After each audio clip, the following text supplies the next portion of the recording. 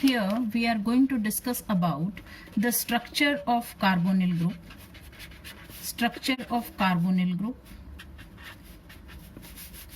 And we will discuss about the physical properties of carbonyl compounds. So let's start with the structure of carbonyl group. How is the structure of carbonyl group?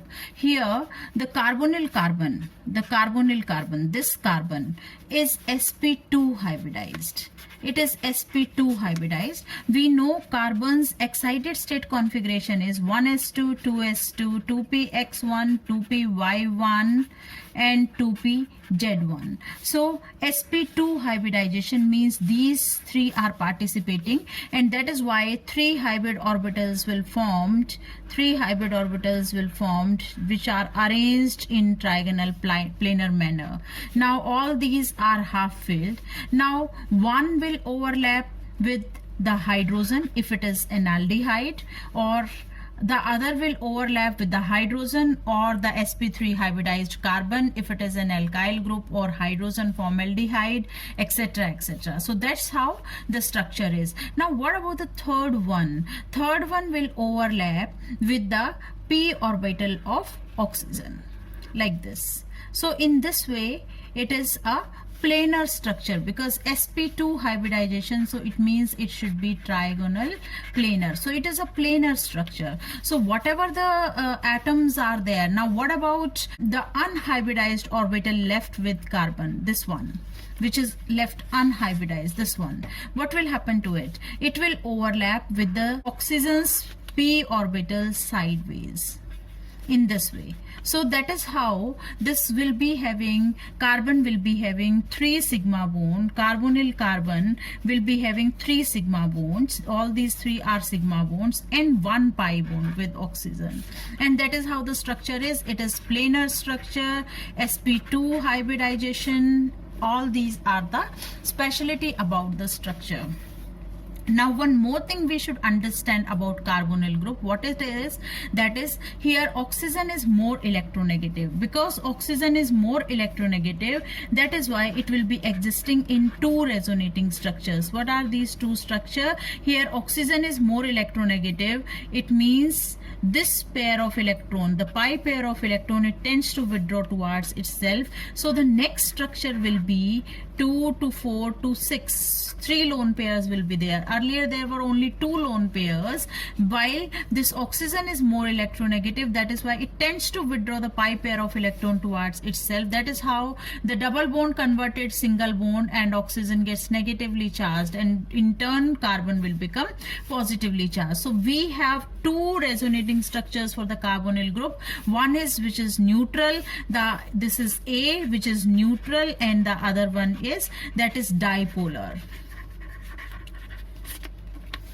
Now because of this positive charge present on carbon, there are certain types of reactions given by carbonyl compounds. So that we will discuss afterwards. Now we are starting with the next topic, that is physical properties. Physical properties of aldehydes and ketones. Physical properties of carbonyl compounds. That is what we are going to do. Now physical properties, the first property is we talk about the physical state.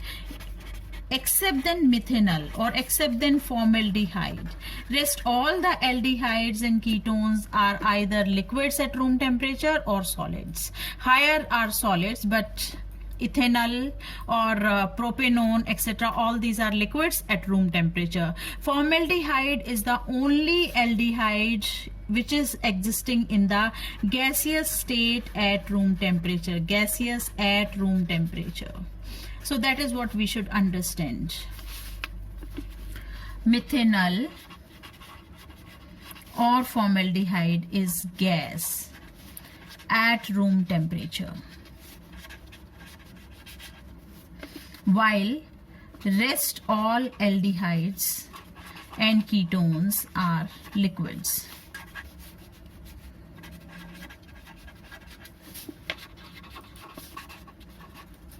Are liquids at room temperature.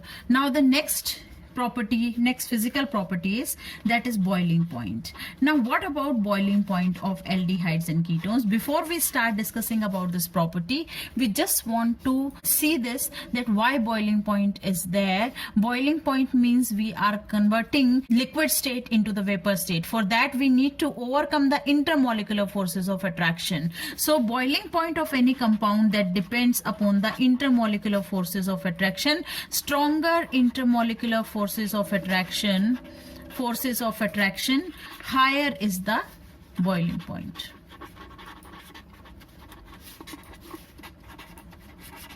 So now what about aldehydes and ketones?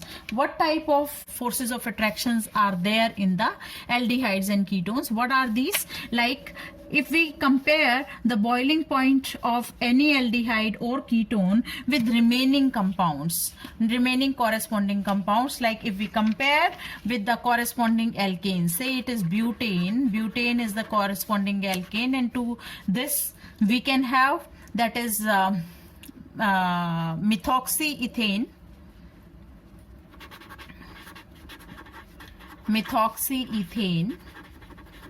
this is an ether. We can compare it with the propanol, we can compare it with propanone, and then propanol. So that's how the order is. Now here we should understand butane means we have 4 carbon, that is CH3, CH2, CH2, CH3. If we compare the boiling point of an alkane with the methoxyethane, methoxyethane is the corresponding ether to this. So this ether will be having higher boiling point than the corresponding alkane. Why is it so? Because in case of ether, we did in the previous chapter, in case of ether, carbon oxygen bond is polar. So that is why there will be weak dipole-dipole interaction, which is stronger as compared to the forces of attraction existing in case of butane, which are very weak van der Waals forces. Now what about aldehydes and ketones? Aldehydes and ketones, as we observed here, that this is a polar bond. Carbon oxygen bond is a polar bond. So because of this polar bond, they have some dipole moment, and that is why they will be having higher boiling point as compared to the corresponding ether. Now what about among aldehydes and ketones? Here we should pay attention to this, that a corresponding ketone will always be having higher boiling point as compared to the aldehyde. Why is it so? Because of higher dipole moment. Because the carbon oxygen bond in case of a ketone will be having higher dipole moment. Higher dipole moment means more polar bond. More polar bond means stronger forces of attraction. So that is how it is. So here we are again going back to the topic what we were talking about. We were discussing about the arrangement according to their boiling point. Now here we have butane, we have this methoxyethane, or you can say methyl ethyl ether. After this we can have propanol, that is an aldehyde. We can write the formula CH3 CH2 CHO. Then we can have propanone, that is CH3COCH3, and the alcohol will be having maximum boiling point. Why is it so? Because alcohols have hydrogen bonding in them. So hydrogen bonding make alcohols to have highest boiling point. Now the next property we are going to discuss about, that is solubility. What about solubility of aldehydes and ketones in water? Aldehydes and ketones in water will be soluble, the lower members, like this, because they can establish hydrogen bonding with water molecules. Here you can see that this is one aldehyde or ketonic group. Here this is positive, this is negative. In this case hydrogen is positive and this is negative, this is positive, this is negative, this is positive. So that's how they may establish hydrogen bonding. So lower aldehydes and ketones will be soluble in water. Lower aldehydes and ketones are soluble in water, while the higher will not be. Why not? Greater is the size of alkyl group. Greater size of alkyl group always hinder the hydrogen bonding of alkyl group. Always hinder hydrogen bonding. Hinder means inhibit hydrogen bonding. So that is why they will be having or you can say the higher aldehydes and ketones will be less soluble. Now this finishes with the physical properties of aldehydes and ketones. Now we are starting with the comparison of alkenes and carbonyl compounds. Comparison of C double bond C and C double bond O group.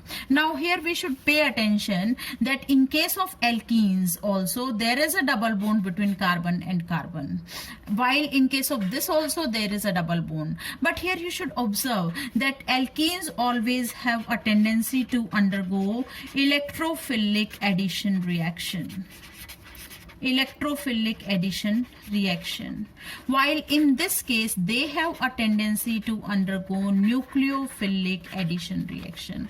Why is it so? Why do aldehydes and ketones have a tendency to undergo this nucleophilic addition reaction? What is the reason for it? Now we should understand it by the nature of the atoms attached with the double bond. Now if we go back to this alkene, in case of alkene, if we pay attention, in case of alkene both are carbon atoms. Now there is a pi bond which is a weak bond. So pi bond is a weak bond, acts as a source of electron, acts as a source of electron for the incoming electrophile.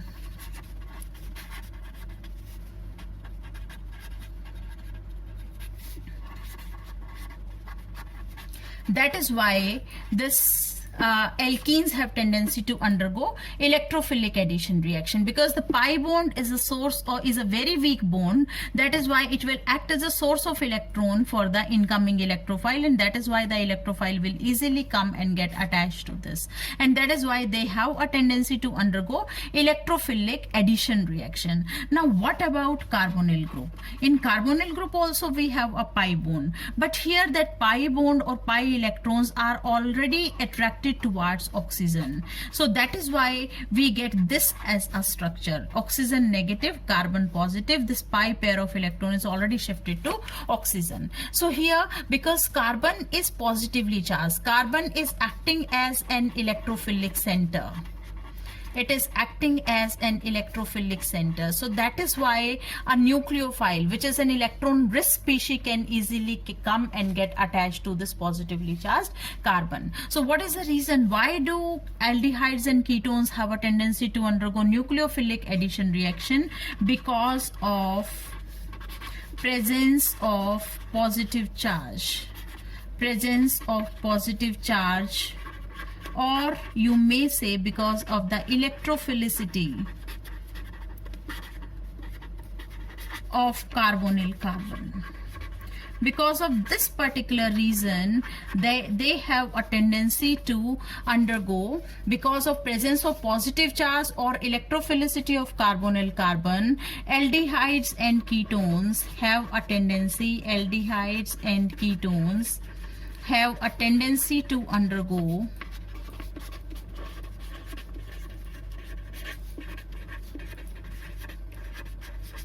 nucleophilic addition reaction. So this is the reason, or we should be very clear about this, that why nucleophilic addition reactions are the characteristic of carbonyl compounds. That is because of this polarity of this carbon oxygen bond, or you may say because of the higher electronegative oxygen attached to the carbon. Carbon becomes positively charged, it acts as an electrophilic center, and it becomes electrophilic in nature. That is why any nucleophile will readily attack on this positively charged carbon, and that's how they have a tendency to undergo nucleophilic addition reaction. So that's all. That is all about the comparison of the nature of reactions, that is aldehydes and ketones and alkenes undergo even after having the presence of pi bond in both the types of compounds. Thank you.